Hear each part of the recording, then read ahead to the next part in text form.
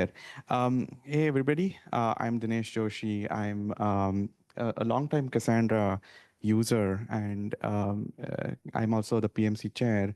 I also play the role of an engineering manager at Apple, so I wear two virtual hats. So I'm talking to you guys about this topic as the project chair and a long-time person who has been in the community and has had a journey from a contributor to, or rather a user to a contributor to a PMC. So I get a lot of these questions, like how do I contribute? Where do I get started? So I hope this demystifies some of the questions. So why should you contribute? I don't think I need to do a lot of selling on this point, but Cassandra, as you can imagine, right, is used by some of the top companies in the world, very critical production loads. One of the things, medical industry also uses Cassandra. Imagine your medical records don't show up one day. Lots of critical airlines use it. Um, it's a great learning opportunity. So if you are a senior engineer, if you're a new college grad, you are getting started, getting into the Cassandra community is like seeing all of the interesting parts of distributed systems being discussed and learning from those. So there's a lot of learning. Collaboration, across boundaries is something like you always collaborate with your teammates and within the scope of your company. But when you are in the open source community, there is a lot of collaboration that you can do across the company boundaries, and it's very interesting to convince your teammate. It's a completely different challenge to convince somebody who's, maybe sitting 3,000 miles away.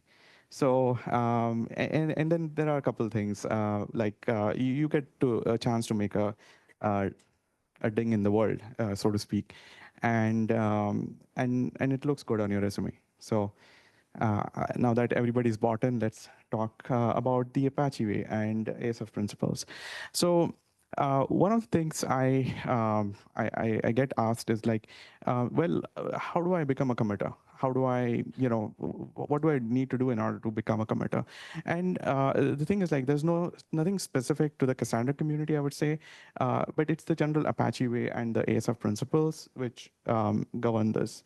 One of the things is earning trust of the community. So, you need to contribute, you need to show up, you need to collaborate well with people, and it has to be something that you do on a consistent basis, right? The community matters a lot more than code.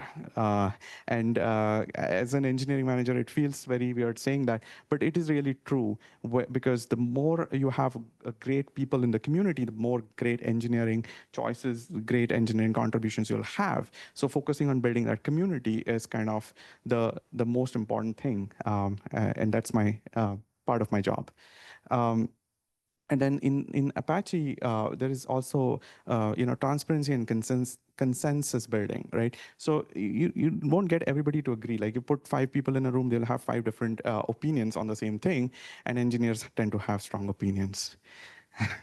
You get to see some of those things online in online debates and communities as well.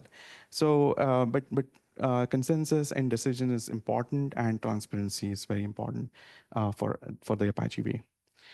So let's talk about some of the roles. Many of you might be familiar with the roles in the community, but we generally have 4 roles. Like you're a user, a contributor, you may become a committer and a PMC member. The last 2 roles on the project are more formal, or rather they are formal, but the first 2 are kind of informal. So you can play different roles in the community. Typically a lot of people show up, file bugs, they ask questions, participate in conversations. Contributors submit patches, docs, ideas to the community, and the committers are people who are committed to the project. A lot of people have that misunderstanding, like committer means like having the commit access to the repository, like, hey, I can write anything I want. But that's really not what is intended here. That committer means something different. And then PMC member is they are people who are more focused on the governance of the project, the structure, the way we are able to structure the community and attract more contributions, and that's those are they serve two different functions. So what kind of contributions, or rather, you can make here? And there are lots of varieties of contributions. So there's not just, you don't have to come and rewrite some extremely complicated subsystem in Cassandra. A lot of times people, they contribute through bug fixes or features, performance improvements. Even minor ones make a big difference for large scale deployments. Even 5% can translate into a huge boatload of savings for somebody, right? There are various types of contributions. Documentation, I think that's one of the most important contribution types that we have, is how people use Cassandra is affected, who uses Cassandra is affected by the kind of documentation that we have. Testing and improving test coverage is critical. I don't want to get into testing, but it is one of the most critical things for our database because we can't lose data. And then, answering questions. You need people who are showing up, answering questions. Users have queries. And all of these are valuable contributions that exist in the community. And so there are a few tools that we generally use. Most of you must be aware of these Jiras where issues are tracked, right? So there's transparency. You can actually go to the Jira and look at what kind of issues are being reported for a project. We have GitHub repositories where you can watch what kind of pull requests are being created, who's creating those, reach out to the people who are actively participating and then you can obviously reach out to mailing list and Slack, and hence my earlier plug. And wiki and documentation sites. So these are places where you can actually learn a lot about what is happening in the project, get the pulse of the community, and understand how the project is evolving over a period of time. And so if, let's say, you are interested in picking up a Jira, we have documentation which talks about how do you set up your development environment. You pick a starter Jira, and there are various keywords here, which I didn't realize we had multiple keywords, but you can use those keywords to look for tickets that are low hanging fruit, meaning they're something that you can get started with. And submit your first patch or documentation. Somebody in the community is going to take a look at it. One of the committers or contributors is going to look at it, give you feedback, and it can get accepted as a contribution in the community. And one of the things, challenges here is like participation, right? Participate in mailing list, be curious, ask questions. That is one of the most important things, is to ask questions, because that generates a lot of interesting conversation. There are community calls, meetups like these, or we have community over code conferences that's happening later in September. Those are venues where it's very easy to connect with the rest of the community. So let's talk about the path to, let's say you're a contributor, how do you get to becoming a committer, PMC member, how does that progression work? The first thing is show up in the community and be consistent about your contributions, right? If you look at it from the project's perspective, people who are there, who are consistent, who are contributing, are very, very valuable to the community, because that is what it means to be committed to the project. So consistency is a key value. It does not have to, don't have to contribute huge volumes of work, but the quality, the frequency, and the kind of collaboration, that is the most critical thing, is the kind of collaborations, be constructive and pull the community together. And that is very much important.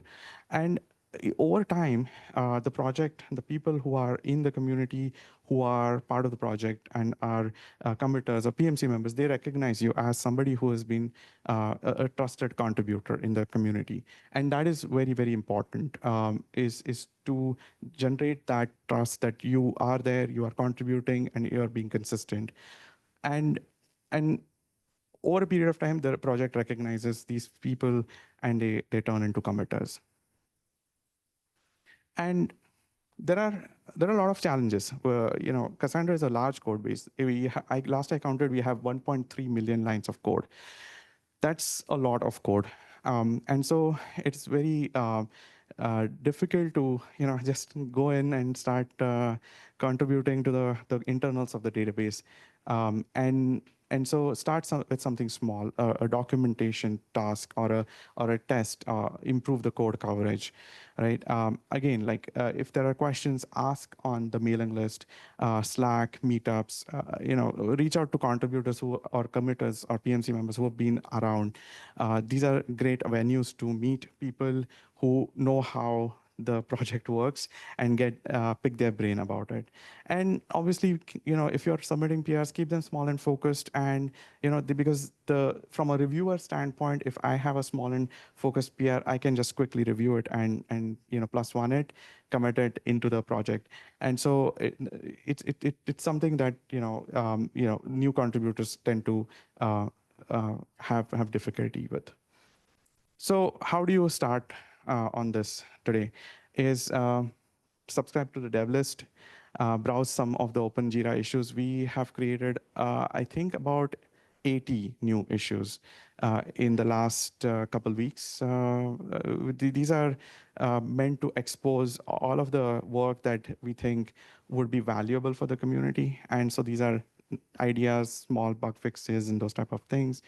And if you are interested in something, raise your hand and see it through. And obviously join our Slack and ASF community call. We have calls from time to time in the community. And these are some of the resources. I'm going to leave this slide up.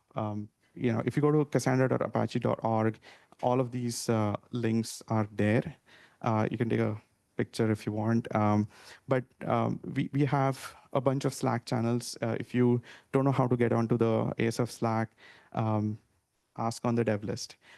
We get those questions a lot. And then there are useful CEPs is the other thing that I would draw your attention to, is that they are Cassandra enhancement proposals. So we didn't have like a formal governance thing which said you should propose a feature before you actually commit code or do code.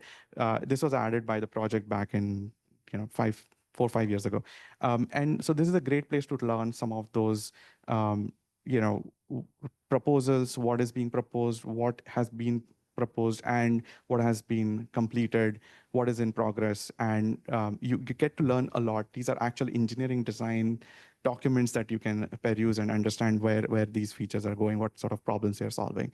So these are some of those useful resources for you guys in the community.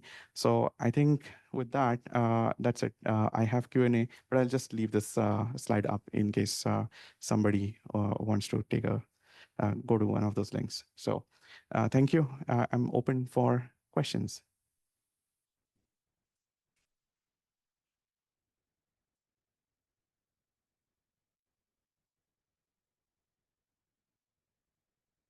Okay, going once, going twice. All right. Thanks, everyone.